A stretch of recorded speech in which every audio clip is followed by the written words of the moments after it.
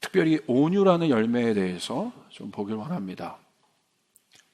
특별히 그 성령의 9가지 열매 중에서 많은 열매가 있지만 저는 특별히 이 예수님의 캐릭터인 겸손과 온유함에 대해서 많은 묵상을 하게 됩니다. 그리고 예수님 스스로 나는 마음이 온유하고 겸손한 자라고 주님 말씀하셨어요.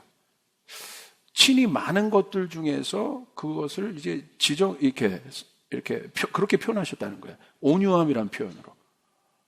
이게 얼마나 이 시대의 중요한 열매인지에 대해서 좀 많은 생각을 하게 되었습니다. 그래서 오늘 그 온유의 열매에 대해서 좀 나누길 원합니다. 이 열매 시리즈를 통해서 우리가 열매도 집중을 하고 있지만 특별히 무엇에 집중을 하고 있습니까? 열매를 맺는 본질인 나무에 대해서 집중하고 있습니다. 그리고 예수님이 그 포도나무고 우리가 가지라고 했고 우리가 그 나무에 생명나무인 예수님에게 접붙이는 그 순간 우리는 스스로 열매를 맺을 수 없는 자들이나 생명나무인 그분에게 접붙이는 그 순간 많은 열매를 맺게 된다. 아주 간단한 원리죠. 그래서 이 나무의 본질이 무엇인지에 대해서 계속 살펴보았습니다. 근데 오늘 제가 이제 드리는 질문은 이것입니다. 나무가 잘 세워져 있어요. 예수님도 생명나무로 이 땅에 오셨어요. 그런데 예수님이 그 생명나무에 많은 우리 이 구원의 열매를 맺기 위해서 그냥 맺으신 것이 아니라는 거죠. 예수님이란 나무에도 많은 바람이 불었어요. 마찬가지입니다. 성도의 신앙 안에, 우리의 믿음의 생활 안에 많은 감당할 수 없는 바람이 불어온다는 거예요. 어려움이 있다는 거예요. 이에 대해서 우리는 어떻게 답할 수 있냐는 거예요. 고난과 어려움의 상황이 우리 가운데 올 때 우리는 이 일에 대해서 어떻게 답할 수 있는가? 이 일에 대해서 한번 보려고 합니다. 자, 요한복음 10장 10절에 이렇게 되어 있습니다. 우리는 그 사단의 정체를 아는데 정체가 무엇입니까? 도둑은 다만 훔치고 죽이고 파괴하려고 오는 것뿐이다. 어떤 자예요? 훔치고 죽이고 파괴하려는 자. 우리의 인생에 그런 존재가 있어요. 비바람이 불 때가 있어요. 홍수가 불 때가 있어요. 저의 질문이 이것입니다. 어떻게 이기고 계세요? 비바람이 불어올 때, 홍수가 불어올 때, 이 정도 바람은 내가 견딜 것 같고 이 정도 비 정도 내가 견딜 것 같은데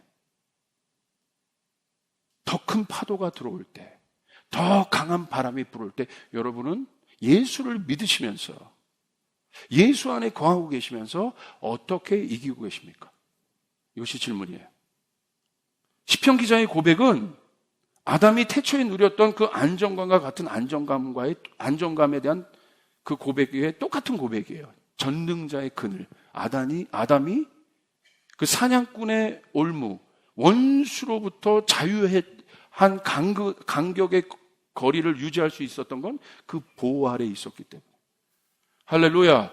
똑같은 고백이에요. 여러분 그 보호 아래에 있어야 합니다. 아멘, 아멘, 아멘.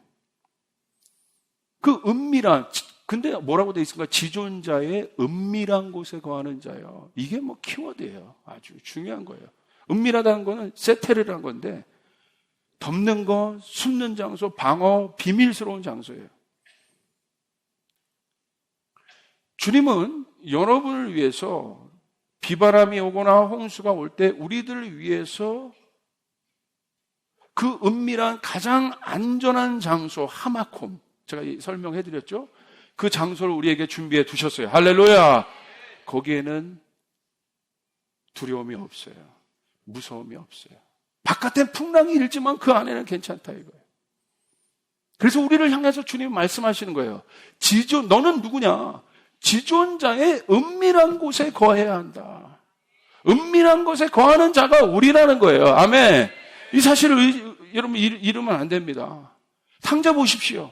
아버지 집의 그늘 아래에 있을 때 그가 보호된 거예요. 오직 한 조건이에요. 아들의 조건은 오직 한 조건이에요. 그런데 그가 아버지의 그늘을 벗어나려고 하는 그 순간 어떤 일이 있었습니까? 사방으로부터 적이 그에게 붙었어요. 그를 뜯어먹으려고 하는 자들이 붙었어요. 하이에나 같이.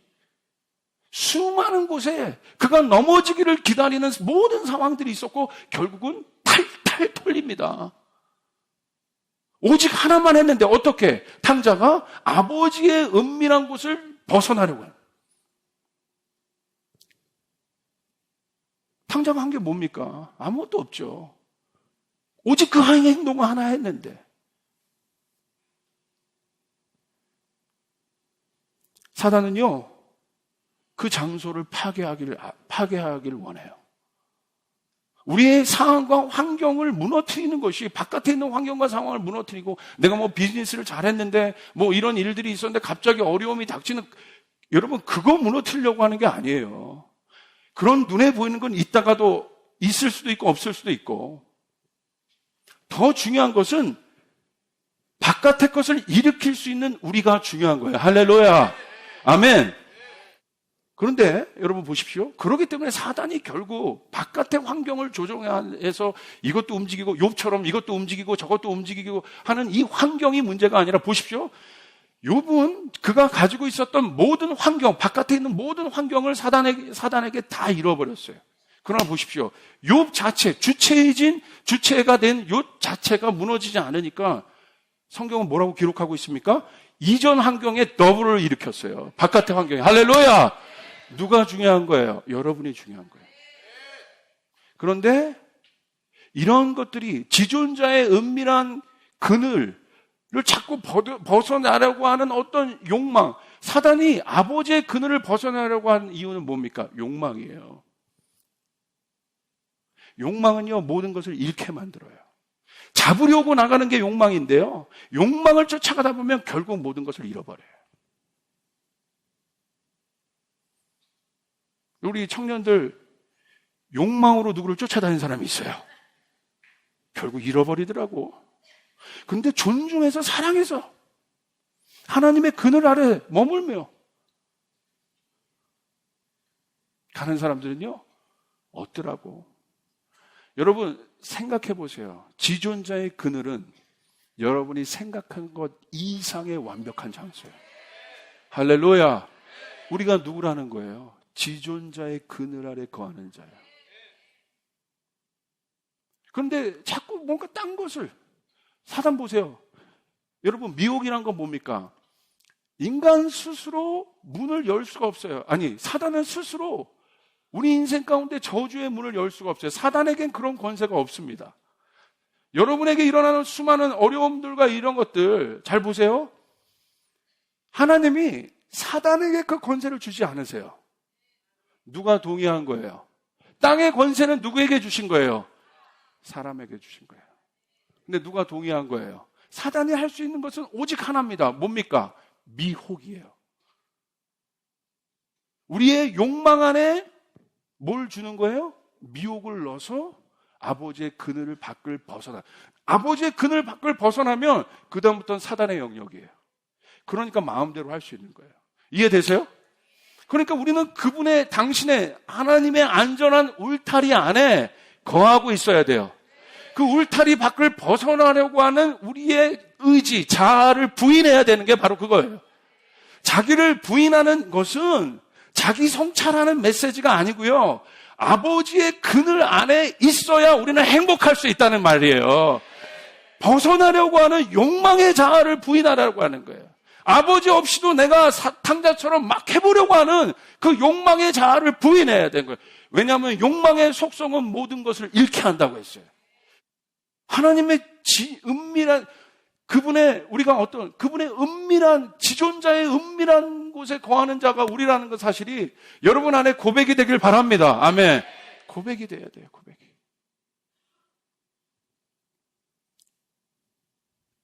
그렇기 때문에 여러분 보십시오. 그 욕망은 뭐예요? 스스로 결정해버린 마음을 말해요. 내가 언제 은밀한 곳을 떠나요? 아, 나도 하나님처럼 될 수 있구나라고 스스로 결정한 것. 상의하지 않고 아버지와. 아버지 나 이런 마음이 들었어요. 이상한 뱀이 와가지고요. 나에게 자꾸 그러네요. 이런 마음이 드는 게 뭐죠? 그럼 아버지랑 상의했으면 괜찮지 않았을까? 그런데 어떻게 해요? 너도 그와 같이 될 수 있다. 미혹했죠. 욕망이란 건 뭐예요? 자기 스스로 결정해버린 거예요. 결정한 거예요. 나도 그와 같이 될 수 있다. 그래서 행동한 거예요. 사람은 결정하면 행동하게 돼 있어요. 여러분의 행동은 생각이 결정을 이루었기 때문에 행동하게 되는 것이에요. 결정한 거예요. 탕자가 상의했다면 아버지와. 그게 관계잖아요. 상의하는 것. 상의한다는 건 뭐예요? 아버지의 말을 듣겠다는 거예요. 지존자의 음성을 내가 청종하겠다는 거예요. 할렐루야! 질서가 있고 권위가 있는 거예요. 하나님의 말씀은요, 여러분 상의하는 게 아니에요. 듣는 거예요. 아멘. 지금 이 시대는요, 쫓아가겠어요. 듣는 마음이 필요하다. 듣는 마음이 필요해요. 서로 진정한 소통을 하려면 서로 들어야 돼요.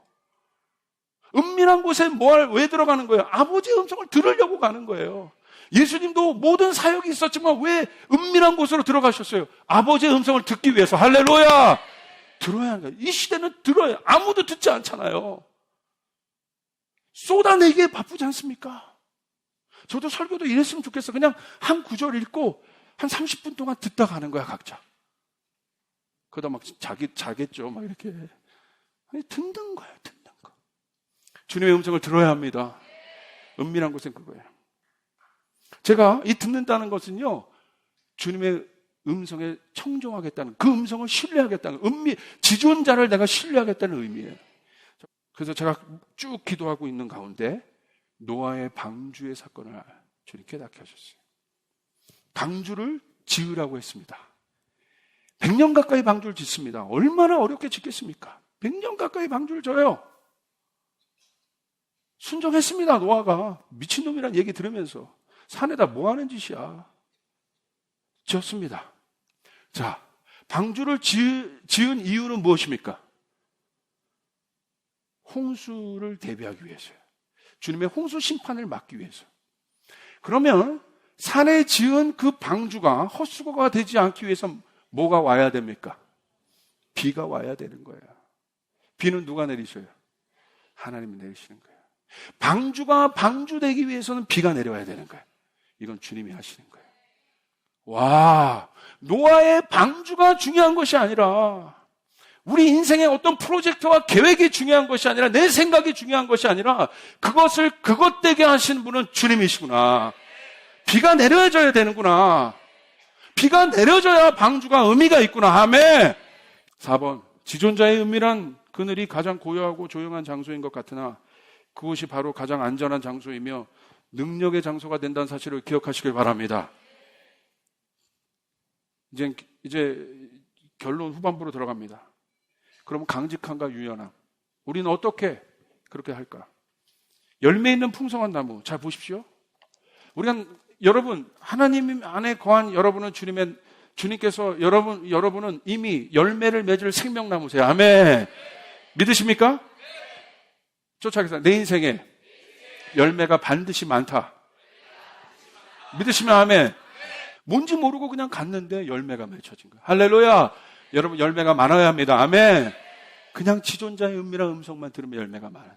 근데 문제는 뭡니까? 왜 지존자의 은밀한 곳에 거하겠습니까? 폭풍이 있다는 거예요. 지존자의 은밀한 곳에 거하지만 폭풍이 일어난다는 거예요. 이걸 잘 들으세요. 내가 지존자의 은밀한 곳에 거하지만 폭풍이 있어요. 문제는 내가 이 폭풍을 체감으로 느낄 것이냐 안 느낄 것이냐. 내가 지존자의 은밀한 임재를 더 크게 느낄 것이냐, 폭풍을 더 크게 느낄 것이냐. 이 문제인 겁니다. 나무 보십시오. 강한 바람이 붑니다. 강직하면 그 나무는 어떻게 되겠습니까? 부러지는 거예요. 세상의 원리는 힘 대 힘의 원리입니다. 왜 온유함이 중요하냐? 유연성이 중요하냐?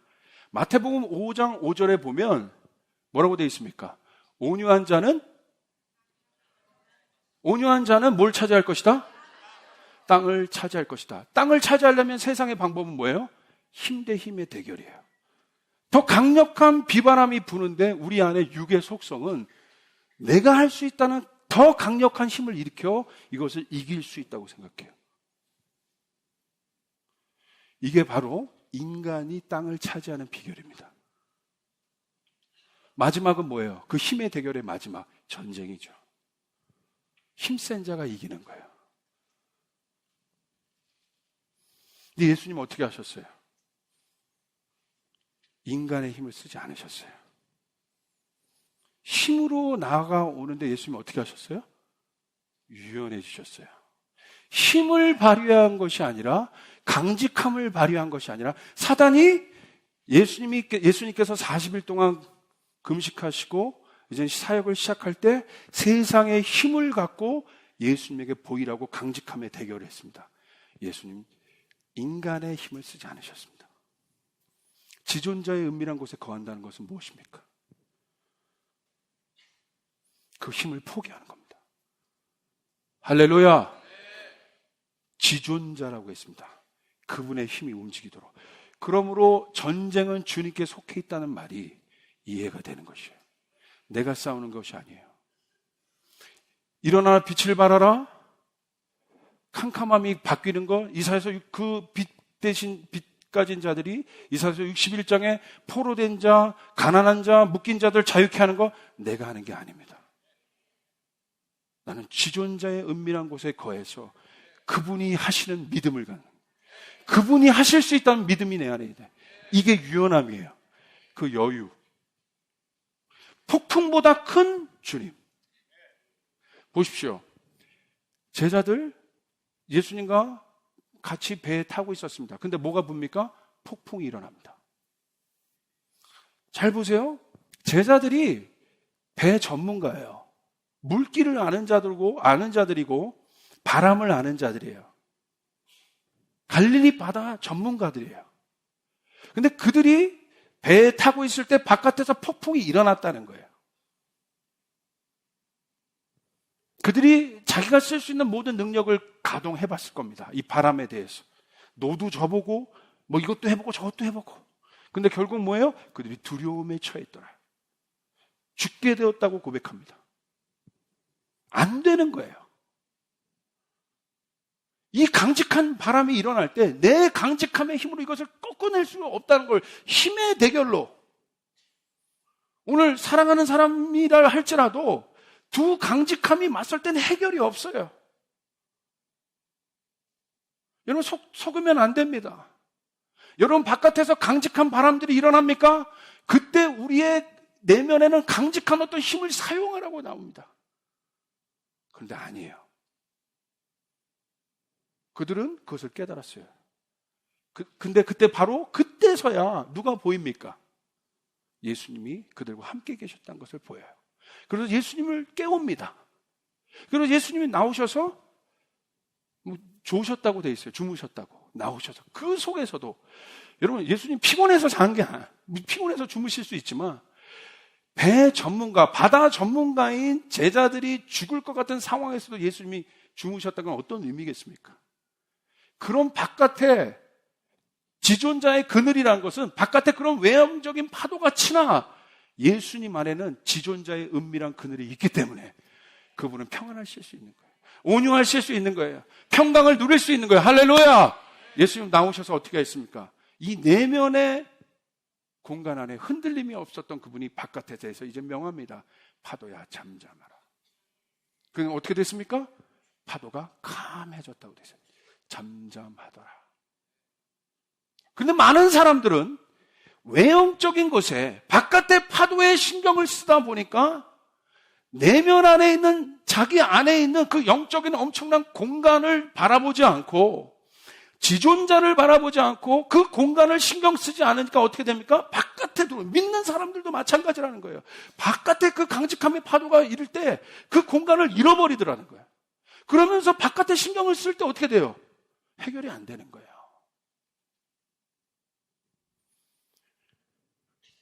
예수님 그래서 뭐라고 말씀하셨어요? 성령의 열매에 보면 뭐라고 되어 있습니까? 온유의 열매가 있습니다. 그래서 뭐라고 되어 있습니까? 온유한 자는 땅을 차지할 것이다. 그 말은 뭐예요? 온유란 열매, 잘 보세요. 온유라는 열매가 아니에요.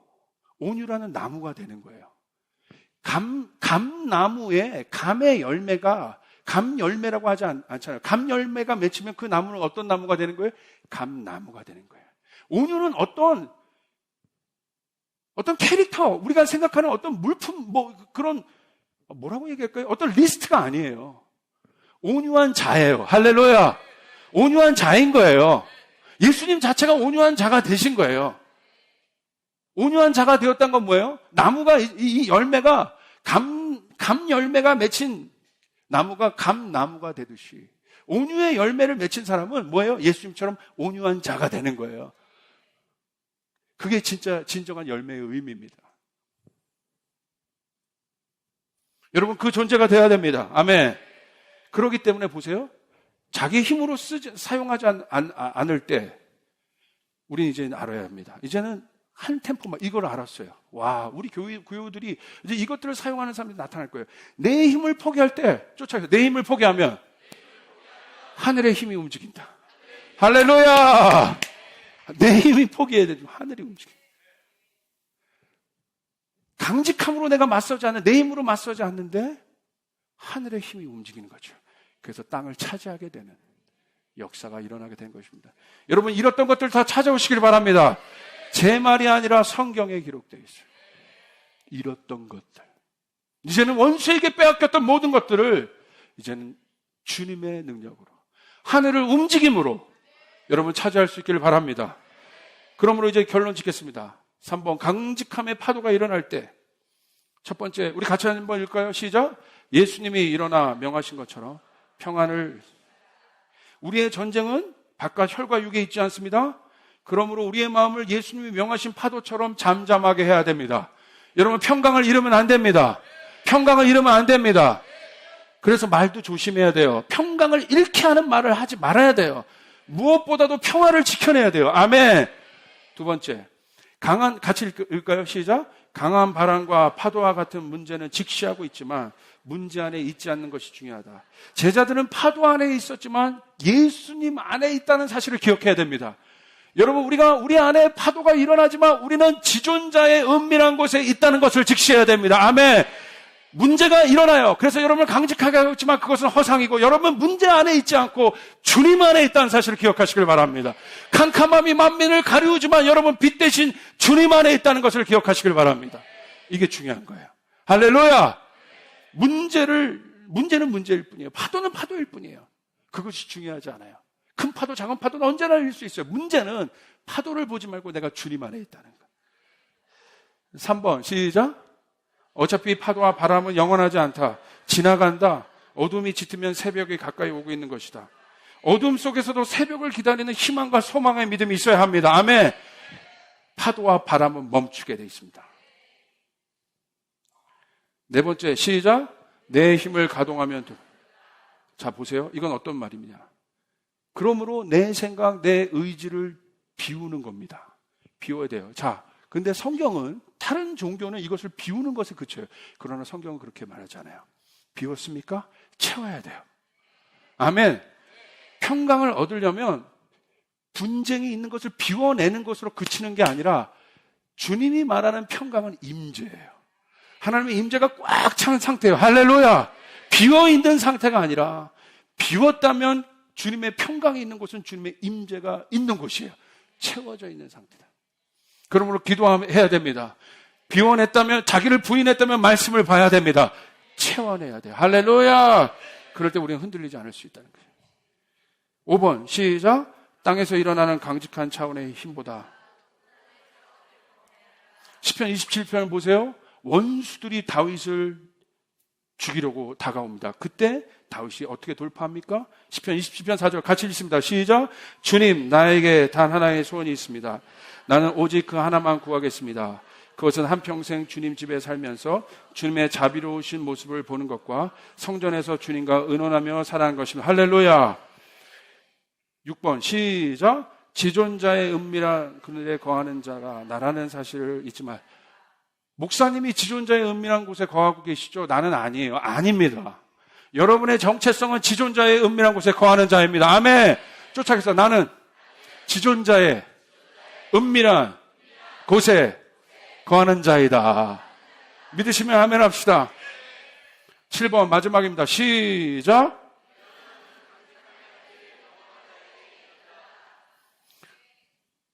이 유연함은 그냥 오지는 않아요. 제 말 오늘 마지막입니다. 잘 들으셔야 돼요. 이 유연함, 제가 말하는 이 유연함은 뭐 물러 터진 게 유연함이 아니에요.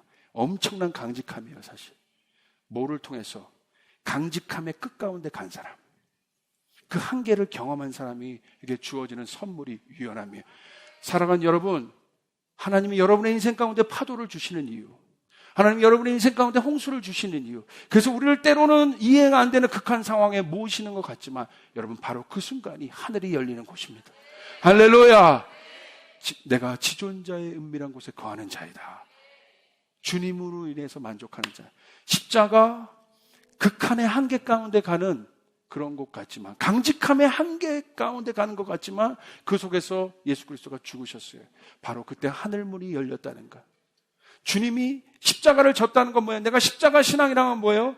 내 힘으로 반응하지 않겠다. 누구든지 나를 따라오려거든 자기를 부인하고 자기 십자가를 지고 나를 쫓아올 것이니 그 사람에게는 하늘문이 열려지게 되겠습니다. 부활이 있게 되어 있습니다. 소망이 있게 되어 있습니다. 하늘의 자원을 쓸 수 있게 되어 있습니다. 아멘. 두 손 들어 고백합시다. 하나님, 하늘의 문을 여소서. 하늘의 문을 여소서. 하늘의 문을 여소서. 나는 하늘에 속한 자임을 고백합니다. 선포합니다. 우리 가정은 하늘에 속해 있음을 고백합니다.